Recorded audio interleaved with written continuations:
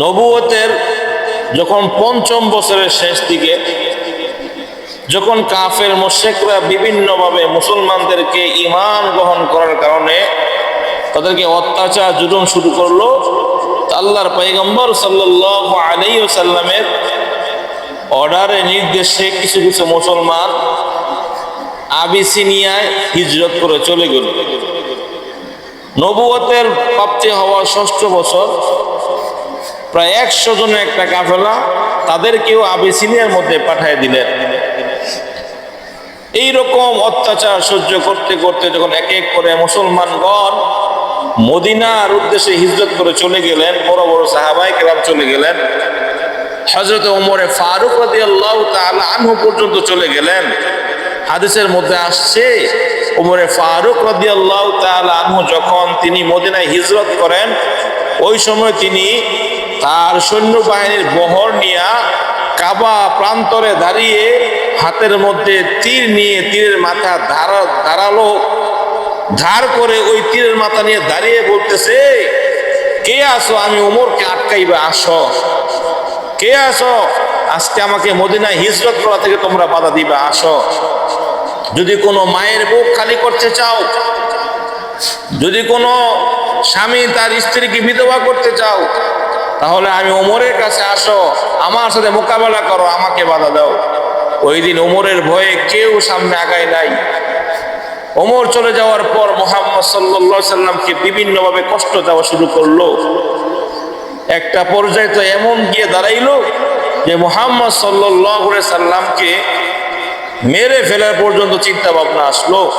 নবুয়তের যখন 13 বছর পূর্ণ হলো, একদিন দারুন নদওয়ার মধ্যে আবু জাহেল, উতবা, সাইবা তারা বসে পরামর্শ করলো মুহাম্মদকে কি করা যায়। সকলে সিদ্ধান্তর মাঝখান দিয়া কেউ বলতেছেন যে মুহাম্মদকেও মদিনা পাঠাই দেই, কেউ বলতেছে মুহাম্মদকে জেলখানায় বন্দি করে দেই। তা ইবলিস নজদের শায়েখের সুরত নিয়ে হিসাব তাদের কাছে পরামর্শ দিচ্ছে। আবু জাহেল, উতবা, সাইবা বলে, মুরব্বী আপনারা তো চিনলাম না, আপনি পরামর্শ দিতেছেন, আপনি কে? তো নজদের শায়েখ অর্থাৎ ইবলিস শয়তান, সেই বলতেছে আমি নজদের অধিবাসী, আমি নজদের একজন শায়েখ, আমি আসছি, শুনছি তোমরা মুহাম্মদকে নিয়ে পরামর্শ বৈঠক করবা, তোমাদের পরামর্শ শুনতে নিজের একটা পরামর্শ দেওয়ার জন্য আসছি। তো বলতেছে তোমরা কেউ বলতেছে মুহাম্মদকে মদিনায় পাঠাই দেই। আরে মুহাম্মদের সকল অনুসারীরা বর্তমানে মদিনায় অবস্থান করতেছে, মুহাম্মদকে যদি তোমরা মদিনায় পাঠায় দাও, তাহলে মুহাম্মদ মদিনায় যাইয়া তার দলবল নিয়ে বিশাল বাড়ি কইরা আবার মক্কায় আক্রমণ করবে। তখন কাফের মুশরিকরা কথা তো ঠিকই। আবার কেউ কেউ বলতেছে যে জেলখানায় তারা আবদ্ধ করে রাখবা, কে তোমাদের মনে নাই মুহাম্মদের 3 বছর তোমরা সেভাবে আবি তালিবের মধ্যে বন্দি করে রাখছো, কি লাভ হইছে? বরঞ্চ মুহাম্মদ তাদেরকে দাওয়াত দিয়া দিয়া মুসলমানদের ঈমানকে আরো মজবুত করছে, ঠিক নেই? তো তারা চিন্তা করলো, হ্যাঁ কথা তো হাসা, এটা যদি হয় তাহলে তো আমাদের জন্য পুরো বিপদ, কি করা যায়? তো সকল গোত্রের মধ্যে থেকে শয়তান পরামর্শ দিল, তোমরা এই ঝামেলা থেকে বাঁচতে হইলে মুহাম্মদকে হত্যা করা লাগবে। নাউজুবিল্লাহ। কত নিকৃষ্ট জানোয়ার! মুহাম্মদ সাল্লাল্লাহু আলাইহি সাল্লামকে তারা হত্যা করার চিন্তা ভাবনা করলো, সবাই একমত পোষণ করলো। এখন প্রশ্ন আসে যে কে মুহাম্মদকে হত্যা করবে? মুহাম্মদ সাল্লাল্লাহু আলাইহি সাল্লামকে হত্যা করবে এককভাবে কেউ সাহস পায় না। তো শয়তান বুদ্ধি দিল, তোমরা এইভাবে পড়বা না, যদি এক গোত্র যায় মারতে যাও তাহলে তোমাদের নামে সরাসরি হয়ে যায় যে অমুক গোত্র মুহাম্মদকে মারছে। তো মুহাম্মদের অনুসারী আত্মীয় স্বজন বংশ যারা আছে তারা তোমাদেরকে আক্রমণ করতে পারে। তো এক কাজ করো, প্রত্যেক গোত্র থেকে এক একজন নওজোয়ান তৈরি করো যারা মুহাম্মদকে হত্যা করবে। নাউজুবিল্লাহ। তারা মক্কায় দারুন নদওয়ার মধ্যে বসে বসে মুহাম্মদ সাল্লাল্লাহু আলাইহি ওয়াসাল্লামকে হত্যা করার চিন্তা ভাবনা করতেছে। আচ্ছা, এই খবর তাদের মধ্যে আলাপ হইতেছে, দুনিয়ার কেউ জানে না। আচ্ছা, একজন তো জানেন, তারা যেইখানেই বৈঠক করুক, গোপনে করুক, প্রকাশ্যে করুক, একজন তাদের সমস্ত খবর জানে, তিনি কে? আমার আল্লাহ ঠিকই জানে। আমার আল্লাহ জিবরাইলের মাধ্যমে বন্ধুরে জানাই দিয়েছে, বন্ধু তোমারে মারার জন্য কিন্তু উতবা, সাইবা, আবু জাহেল আজকে রাতে তোমারে হত্যা করবে। এই ঘটনার অনেক দিন পূর্বে আল্লাহ রাব্বুল আলামিন আল্লাহর হাবিব সাল্লাল্লাহু আলাইহি সাল্লামকে বলেছিলেন, বন্ধু, যেই অত্যাচার জুলুম তোমার উপর চলতেছে, অল্প কিছুদিনের মধ্যেই তোমাকে মদিনা হিজরত করে চলে যাওয়া লাগবে। আল্লাহর পয়গম্বর সাল্লাল্লাহু আলাইহি ওয়াসাল্লামকে যখন এই সংবাদ দেয়, ওই দিন জনাবে মুহাম্মদুর রাসূলুল্লাহ সাল্লাল্লাহু আলাইহি ওয়াসাল্লাম জিবরাইল আমিনকে বলছিল, ও জিবরাইল, আমার আল্লাহ যেহেতু আমাকে মক্কা ছেড়ে মদিনায় হিজরতের কথা বলছে, আমি কি একা যাব না আমার হিজরতের সফর সঙ্গী আল্লাহ কাউরে বানায় রাখছে?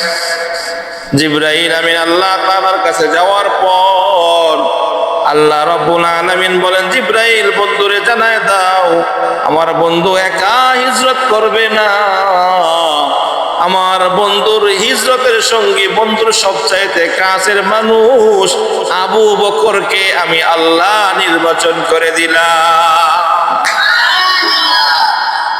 ও দোস্ত আমার, ওই দিন মুহাম্মদুর রাসূলুল্লাহ সাল্লাল্লাহু আলাইহি ওয়াসাল্লাম হযরত আবু বকর সিদ্দিক রাদিয়াল্লাহু তাআলা আনহুকে ডেকে বলছিল, আবু বকর রে, অচিরে আল্লাহ তাআলার হুকুমে এই মক্কার জমিন ছেড়ে আমাদেরকে মদিনায় হিজরত করা লাগবে, আর আমার আল্লাহ আমার হিজরতের সঙ্গে আবু বকর তরে বানাইছে। হযরত আবু বকর সিদ্দিক পাগল পারা হয়ে বারবার জিজ্ঞাসা করতেছি, ইয়া রাসূলুল্লাহ, সত্যি কি আল্লাহ আমার নাম নিছেন? আল্লাহু আকবার। আবু বকর এত খুশি হইল, বাড়িতে ঈশা ফ্যামিলির প্রত্যেকটা মানুষকে জানায় রাখছে, কোন এক রাত্রে আল্লাহ নবীর সঙ্গে মদিনায় আমার হিজরত হতে পারে। ও ঘরের বিবি বাচ্চারা, তোমরা প্রস্তুত হয়ে থাকো, কোন দিন হিজরত হবে এই কথা আল্লাহর হাবিব আমারে বলেন নাই, তবে আমি আবু বকর নবীজির সঙ্গে হিজরত করব এই কথা আল্লাহর হাবিব আমারে দাওয়াত দিয়ে রাখছেন। ওই যে খবর মনে আসেনি, আল্লাহ রাব্বুল আলামিন জিবরাইলের মাধ্যমে জানায় দেয়, হাবিব রে, তোমারে আজকে রাত্রে হত্যা করার জন্য কাফের মুশরিকরা ঐক্যবদ্ধ হয়েছে। ওই দিন আল্লাহর পয়গম্বর সাল্লাল্লাহু আলাইহি সাল্লামের পাশে হযরত আলী রাদিয়াল্লাহু তাআলা আনহু শুয়েছিলেন। আল্লাহর হাবিব সাল্লাল্লাহু আলাইহি ওয়াসাল্লাম আলীকে ডাক দিয়ে বলতেছে, এ আলী, ওঠ, আর ঘুমায়ো না, আল্লাহ তাআলার পক্ষ থেকে জিবরাইল আমার কাছে খবর নিয়ে আসছে।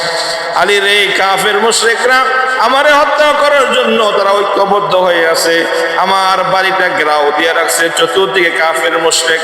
আলী, আল্লাহর হুকুমে আজকে রাত্রে আমি মদিনায় হিজরত করব, তবে আমি তো হইলাম রাহমাতাল লিল আলামিন, আমি তো বান্দা বান্দীদের হক প্রতিষ্ঠা করার জন্য আসছি, আমি তো আল্লাহর দ্বীন কায়েম করার জন্য আসছি। এরে আলী, আমি তো মুসলমানদের জন্য নবী, তামাম বিশ্বের মানুষের জন্য আমি নবী, কুল কায়নাত মাখলুকাতের আমি নবী। আলী রে, মক্কার কাফের মুশরিকরা আমাকে বিশ্বাস করে করে অনেক কাফের মুশরিকরা তাদের সম্পদ আমার কাছে আমানত রেখেছে, এই মুহূর্তে আমি যদি চলে যাই তারা আমাকে ধোঁকাবাজ বলবে, পাটপর বলবে। ও আলী, মক্কার কাফের মুশরিকদের সমস্ত আমানত গুলো তোমার কাছে দিয়ে গেলাম, এই লিস্টি অনুযায়ী তাদের সম্পদ গুলো তুমি তাদের মাঝে বন্টন করে দিবা। শুধু তাই নয় রে আলী, এ আলী, আমি চলে যাওয়ার পরে বিছানার মধ্যে তুমি ঘুমাইবা, যাতে মক্কার কাফের মুশরিকরা দূর থেকে তাকায় দেখতে পারে আব্দুল্লাহর বেটা মুহাম্মদ ঘুমায় রয়েছে, তারা নিশ্চিন্তে থাকতে পারে। আল্লাহর হাবিব সাল্লাল্লাহু আলাইহি সাল্লাম বলে, ও জিবরাইল, কাফের মুশরিকরা চতুর্দিক থেকে ঘেরাও করে রাখছে, আমি তাদের সামনে দিয়ে কিভাবে বের হব? আল্লাহ রাব্বুল আলামিন হাবিবরে জানায় দেয়, ও হাবিব, হাতের মধ্যে কিছু বালু নেন, বালু নিয়ে আমি আল্লাহ রাব্বুল আলামিনের কোরআনুল কারীম থেকে আয়াত তেলাওয়াত করে বালুর মধ্যে ফু দেন, আমি আল্লাহ এই বালুগুলা তাদের চোখের সামনে পর্দা বানায়া দিব। আল্লাহ রাব্বুল আলামিন বলেন, ওয়াজআলনা মিন বাইনি আইদিহিম সাদ্দাও ওয়া মিন খালফিহিম সাদ্দাও ফাআগশাইনাহুম ফাহুম লা ইউবসিরুন।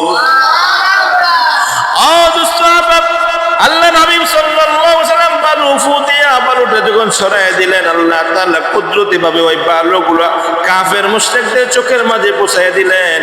এই জন্য কাফের মুশরিকদের চোখের সামনে দিয়া মুহাম্মদ সাল্লাল্লাহু আলাইহি ওয়াসাল্লাম হাইটা যায়, মুহাম্মদ তাদেরকে দেখে কিন্তু তারা মুহাম্মদকে দেখে না। ও দোস্ত আমার, হযরত রাসূল করিম সাল্লাল্লাহু আলাইহি ওয়াসাল্লাম আবু বকরের বাড়িতে যাওয়ার আগে আল্লাহর পয়গম্বর বাইতুল্লাহর সামনে গিয়ে হাজির। বাইতুল্লাহরে ধরে চুমা খায়, বাইতুল্লাহরে ধরে আল্লাহর হাবিব চোখের পানি ফলায় ফলায় কান্না করে বলে, বাইতুল্লাহ রে, তোর কাছে আইসা আইসা আমার কলিজা ঠান্ডা করতাম। ও বাইতুল্লাহ, যখনই মনটা খারাপ হইতো তোর ঘরের সামনে হাজির হয়ে যাইতাম। আজকে আমার আপনজন, আমার আত্মীয় স্বজন, আমার জন্মের ভূমির মানুষগুলো আমাকে দিন ইসলামের জন্য এত টর্চার, এত অত্যাচার করলো। ও বাইতুল্লাহ, আল্লাহর অর্ডার এসে গিয়েছে, তোকে ছেড়ে আমাকে মদিনায় চলে যাওয়া লাগবে। তোর সঙ্গে আর কবে দেখা হয় আমি জানি না। ও বাইতুল্লাহ, চলে যাইতেছি, তোকে মনে আর স্পর্শ করতে পারবো কিনা জানি না। বাইতুল্লাহর সামনে কান্নাকাটি করার পর জনাবে মুহাম্মদুর রাসূলুল্লাহ সাল্লাল্লাহু আলাইহি ওয়াসাল্লাম আবু বকরের ঘরের সামনে যাইয়া দরজার সামনে দাঁড়িয়ে ডাক দেয়, আবু বকর ঘরে আসনি। আল্লাহর পয়গম্বর সাল্লাল্লাহু আলাইহি ওয়াসাল্লাম আবু বকর বইরা ডাক দিতে দেরি হয়েছে। আবু বকর সঙ্গে সঙ্গে ঘরের দরজাটা মেলিয়া দিয়া বলতেছে, লাব্বাইকা ইয়া রাসূলুল্লাহ।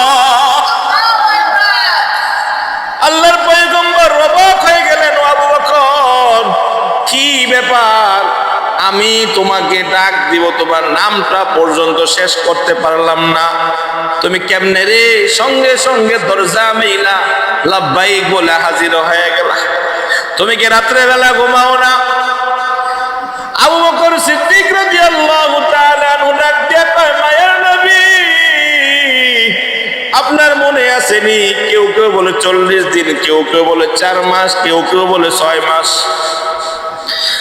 আপনার মনে আসেনি 40 দিন 4 মাস অথবা 6 মাস পূর্বে আপনি আমারে বলেছিলেন, আবু বকর, আল্লাহর হুকুমে অচিরেই আমাকে মদিনায় হিজরত করা লাগবে, তবে আমার হিজরতের সঙ্গী আল্লাহ তোমারে নির্বাচিত করেছে।